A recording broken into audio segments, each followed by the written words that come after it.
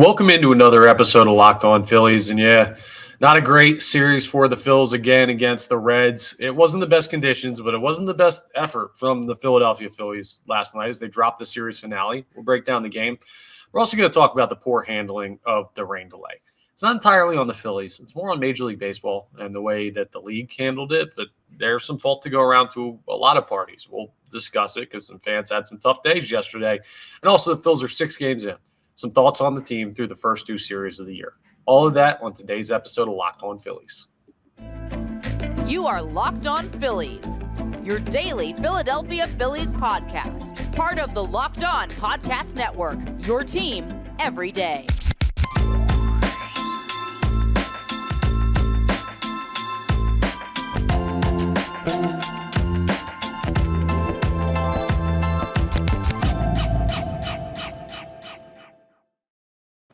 Yes, this is Locked On Phillies. I'm Connor Thomas, your host. Thank you so much for checking us out. We're part of the Locked On Podcast Network, your team every day. Please make sure you're rating, reviewing, subscribing to the YouTube, all that great stuff. Today's episode is brought to you by eBay Motors. From brakes to exhaust kits and beyond, eBay Motors has over 122 million parts to keep your ride or die alive. With all the parts you need at the price you want, it's easy to bring home that big win. Keep your ride or die alive at ebaymotors.com. Eligible items only. Exclusions apply. eBay Guaranteed Fit only available to U.S. customers. And a reminder, if you didn't catch yesterday's episode, if you see a little bit of content from Mark Farzetta, who's our new host of what's called the Postcast, that's not a replacement or anything. It's an addition to what I do here on Locked On Phillies every day. Mark will do videos and podcasts after games go final, so you get immediate reaction from him. You get a full episode from me daily, Monday through Friday. So my role is not changing, but just so if you hear a voice you're not familiar with on the feed here, it's Mark Farzetta. He does great work, known him for years, and really awesome to have him on board. What's not really awesome is how the Philadelphia Phillies played last night, how the day went in general. We're going to talk about the nearly 4-hour rain delay a little bit later, but let's talk about the actual game. We'll go good, bad, and ugly, all right? Let's start with the good. The good, Kyle Schwarber hit another home run. He's showing some early power. In times, years past, it took him a while to get heated up. And I'm not saying Kyle Schwarber's like heating up yet, but I am looking at a guy in Kyle Schwarber who's batting .280 right now, who's got 2 home runs, a .520 slugging percentage. He's had a solid start to the year. So that's good. Now, that was the Phillies' only run. It was a laser. Thoughts and prayers to the person, because they showed it on the TV broadcast. Someone wore that to the chest. Dude, 113 something exit velo or whatever. Like, that is insane. And to get hit by that in the chest cannot be fun. Kyle Schwarber, though, listen, I'm sure Phillies fans will gladly wear every home run you want to hit this year in the chest if it means you're going to keep hitting them. So happy to see that. He's been really good this year so far in the leadoff spot. Pitching-wise, Zack Wheeler was locked in again. Guy was absolutely dialed. He went 6 innings. He struck out 10. He really had the strikeout pitch working. The fastball was dominant. He only gave up 3 hits. He gave up 3 runs, but only 1 of those were earned. We'll talk more about why, and he walked 1 guy. You're really looking at a situation where Wheeler has given you, through the first 2 starts, 2 outstanding starts, and you let him down both times. So eventually the Phils are going to have to start winning these games when Zack Wheeler gives you vintage Zack Wheeler performances, but the idea to give him the extension looks smart. Next game, we're going to go ahead and see what Aaron Nola has in store and see if he can restore faith in them paying him. But Zack Wheeler, that contract extension, seems to make a lot of sense right now. I also liked what I saw from the bullpen. Junior Marte, Greg Soto, really good. Now, Nick Nelson's only up because of injuries right now and stuff. But those 2 guys, Marte, Soto, probably going to be with the pen for a lot of the year. They looked really darn good in their inning each of work last night. So that's the good. Let's talk about the bad. Oh, sorry.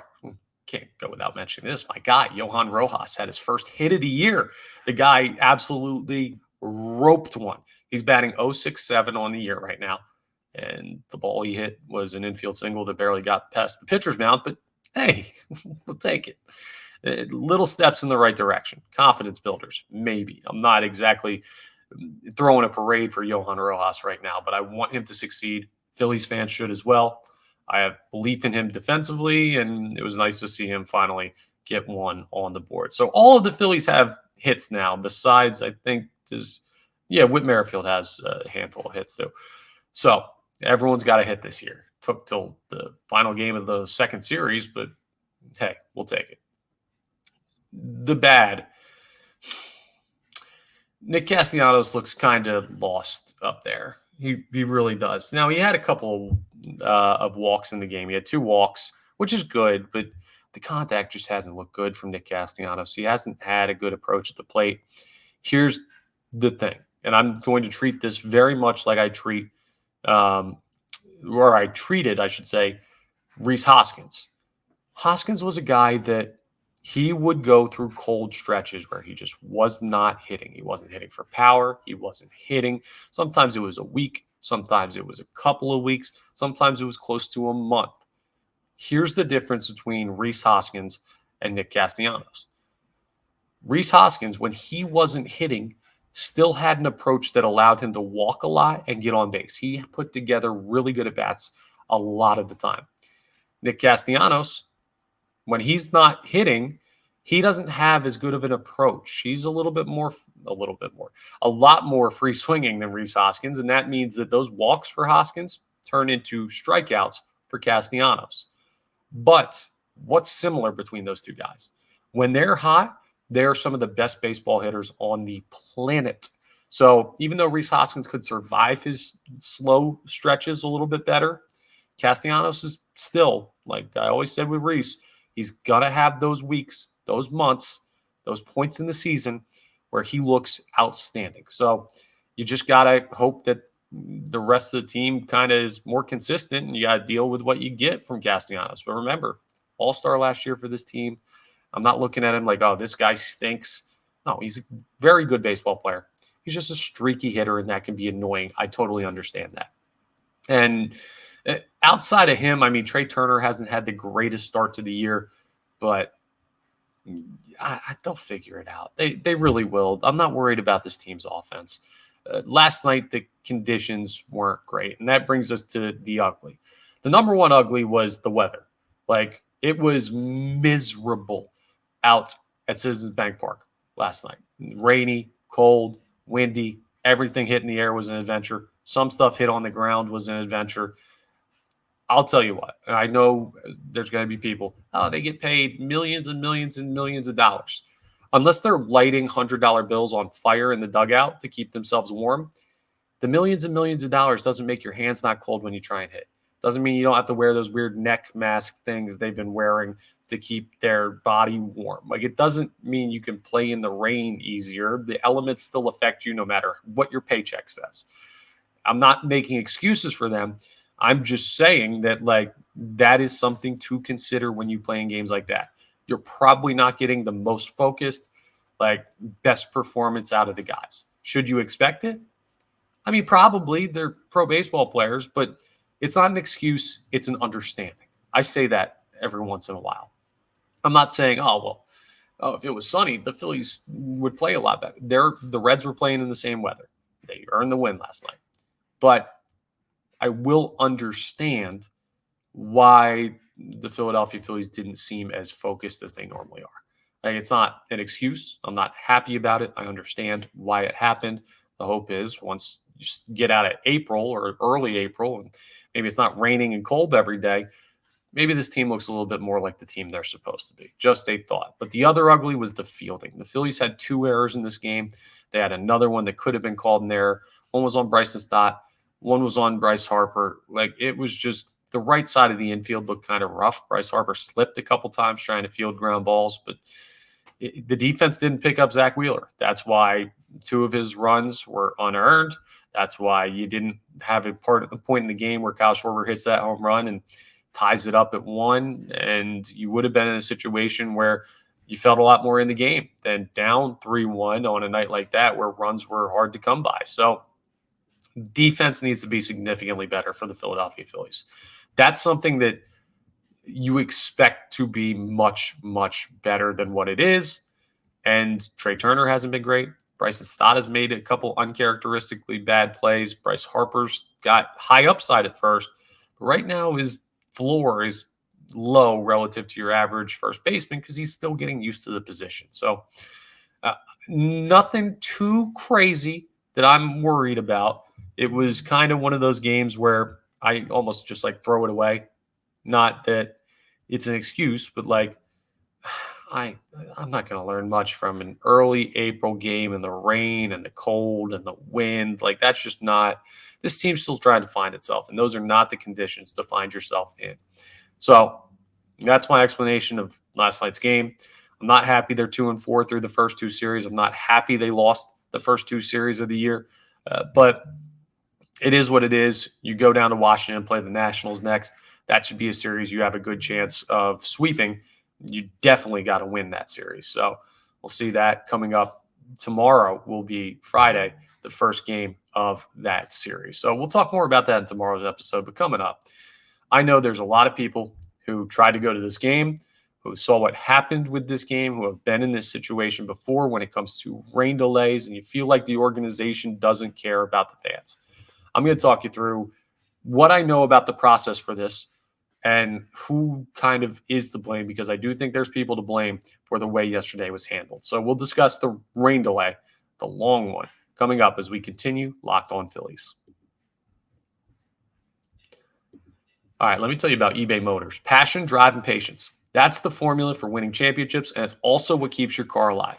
eBay Motors, they've got everything you need to maintain your vehicle and level it up to peak performance, like superchargers, roof racks, exhaust kits, LED headlights, and more. You might be into speed, power, style. There's different types of baseball players. There's different types of drivers. But eBay Motors has you covered, whatever your style. All right? With over 122 million parts for your number one ride or die, you're always going to find exactly what you're looking for. And with eBay Guaranteed Fit, your part is guaranteed to fit your ride every time or your money back. Because with eBay Motors, you're burning rubber, not cash. With all the parts you need at the prices you want, it's easy to make your car the MVP and bring home huge wins, right? So keep your car alive at ebaymotors.com. Eligible items only, exclusions apply. eBay Guaranteed Fit only available to U.S. customers. All right, and I got to tell you, too, it's not just eBay Motors. No, if you want to go to a game, you got to check out my friends at GameTime. They're the best. GameTime is now an authorized ticket marketplace in Major League Baseball, too, so I'm going to tell you about a great deal in a second. But it makes getting tickets even faster and easier to your favorite baseball games. Prices on the GameTime app actually go down the closer it gets to the first pitch. With killer last-minute deals, all-in prices, views for your seat, lowest price guaranteed, they've got a whole bunch of things to make sure that GameTime is your number one spot to buy tickets. They take the guesswork out of buying MLB tickets. The Phillies are in Washington for the weekend. Weather looks solid. You're going to probably get all these games in, which you haven't been able to say about the games here in Philly, and not a long drive if you're in the greater Philadelphia area. Washington's not that good of a team. Probably not that expensive of tickets. Might be time to check the GameTime app, maybe take a weekend trip down to the nation's capital. And when you do that, I mean, they're going to cut you a great deal because you listen to Locked On Phillies. You take the guesswork out of buying tickets with GameTime, and for a limited time, all users, not just new users, all users can get $20 off any MLB purchase of $150 or more in the GameTime app with code FIRSTPITCH. Down in Washington, $150 for like 2 tickets, $75 each, probably get you pretty darn close to the field. Go ahead and do that. You'll get $20 off. Again, use code FIRSTPITCH, terms do apply, for $20 off from March 25th to April 14th only. So you got to use it soon. But go ahead and check it out and download the GameTime app today. Last minute tickets, lowest price, guaranteed. Let's talk about this rain delay because I know people were very upset about it. I was very upset about it. Think about it. I wake up at 4 a.m. every morning to go do morning sports talk radio.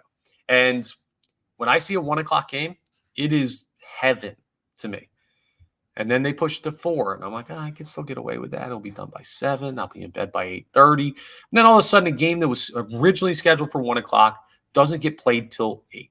They pushed back the game 2 days ago to 4:05. So it's just like you had some time, but it was later on that they moved the game back to 4:05 p.m. for yesterday's time.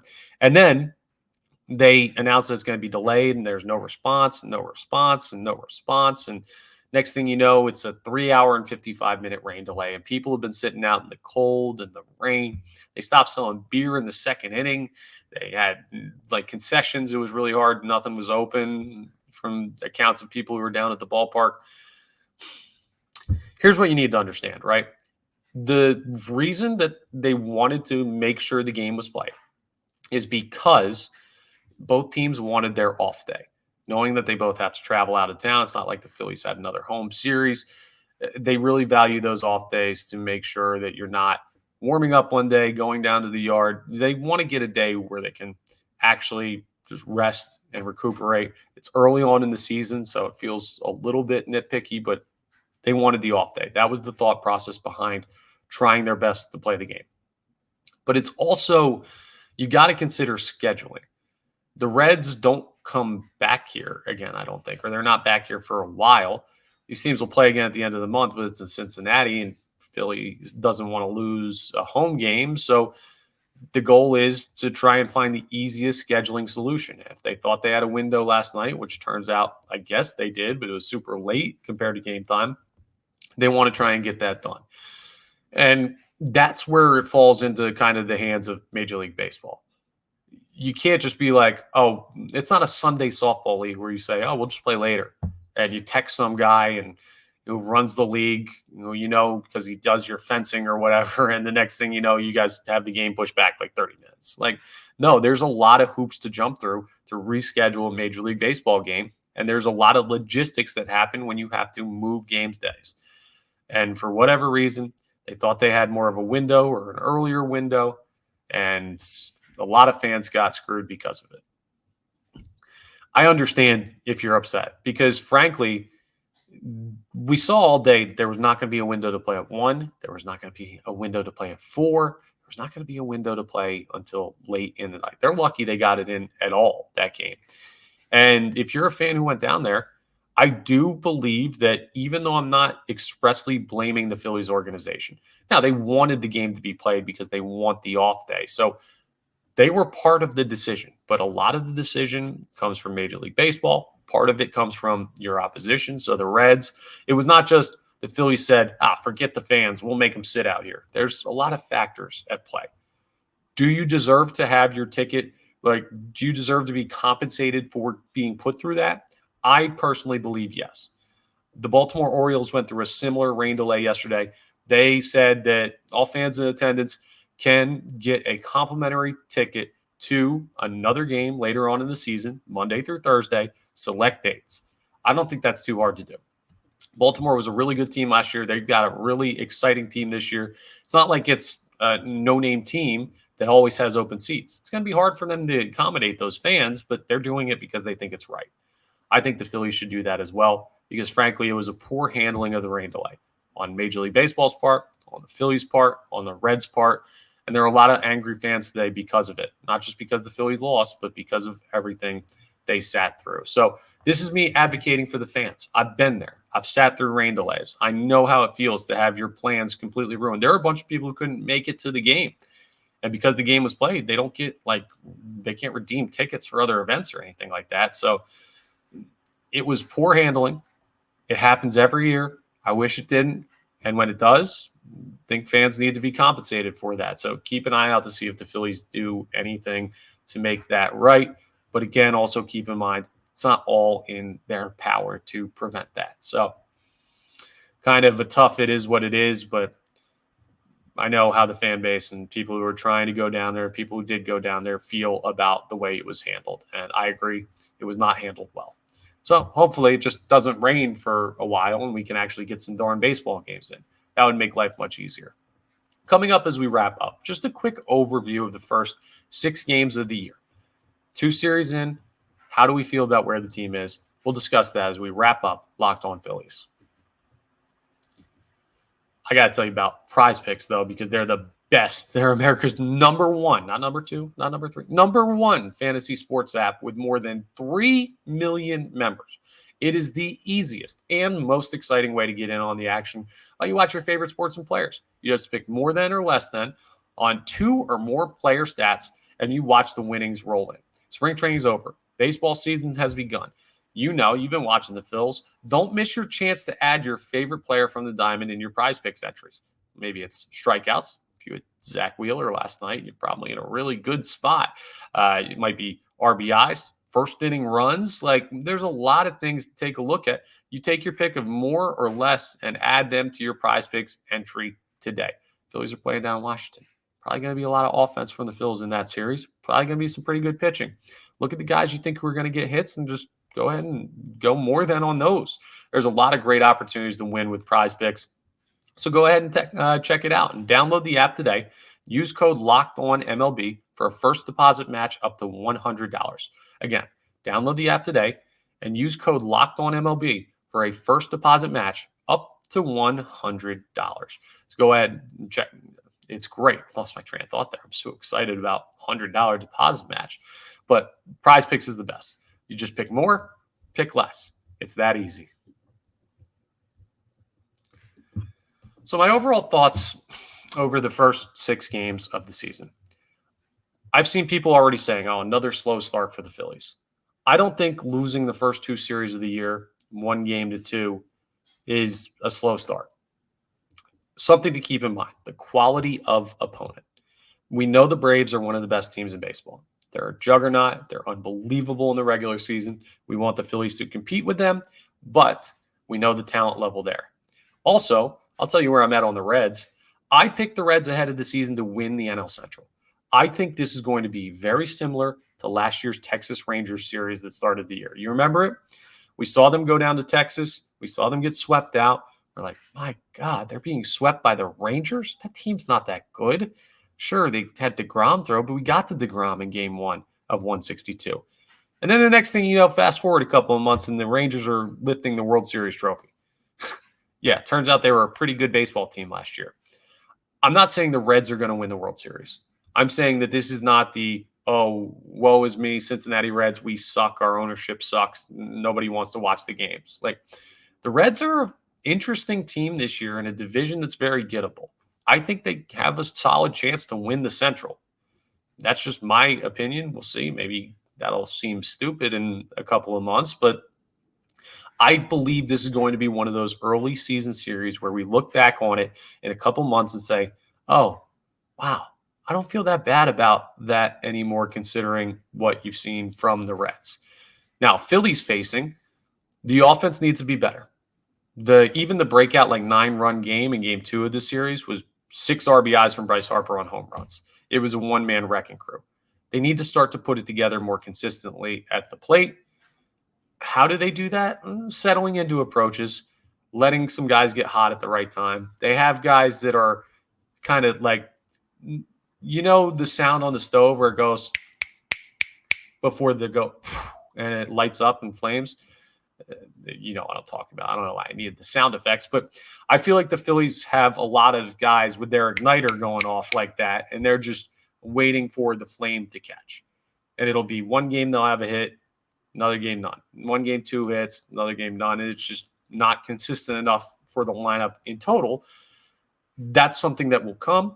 I'm not going to be worried about that until we're 2 weeks into the season, and you start to say, okay, now we have a big enough sample size that they're starting slow. Starting pitching. Let's look at the starts. Zack Wheeler, awesome opening day start. Aaron Nola stunk in game 2. I think Nola's going to be okay, but we can only go off of what we've seen. He was not good. Game 3, Ranger Suarez, very, very good, helping to the win.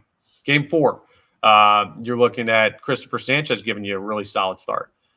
Game 5, Spencer Turnbull goes out there and helps you to a win, looks really good. Game 6 last night, Zack Wheeler, 10 Ks in 6 innings, 1 earned run, dominant. Of your 6 games so far, you've gotten 5 really solid starts. For the pitching staff with some injuries right now, and the bullpen has settled in a little bit. So pitching-wise, I feel good about this team. Defense is my number one worry right now. I don't think this team is going to be a minus defensively, but I do think that they've got to be better than what they've been recently. And I don't really get a feel hitting, you can kind of get a feel for when guys are going to break out. Defense, it's kind of just dude, just got to make these plays. Some of them they're missing seem kind of routine. So that would be my focus point for the weekend. Play solid defense. The offense will come. The pitching is there. This team will go ahead and figure it out. That's where I'm at. maybe you might think that I'm being too forgiving to the Phillies, but we're only 6 games in, guys. We got plenty of time to overreact to stuff as the season goes on. But that's all for today's episode of Locked On Phillies. Tomorrow, we will preview the series with the Washington Nationals and talk through everything from over the weekend that you're going to be watching. And hopefully the first series win of the year for the Phillies will be one we can talk about previewing tomorrow. But thank you for checking us out. We're part of the Locked On Podcast Network, your team every day. Again, please make sure you're rating, reviewing, subscribing to the YouTube. And remember, if you hear someone named Mark Farzetta, definitely that's totally normal. He's going to be doing the postcast. It'll be on the same feed as Locked On Phillies, so don't get confused. Also, go give Mark some love. Very talented sports talk personality here in the city of Philadelphia. Happy to have him on board. So just a reminder there so you're not caught off guard. That's it. I will talk to you tomorrow on the next episode of Locked On Phillies.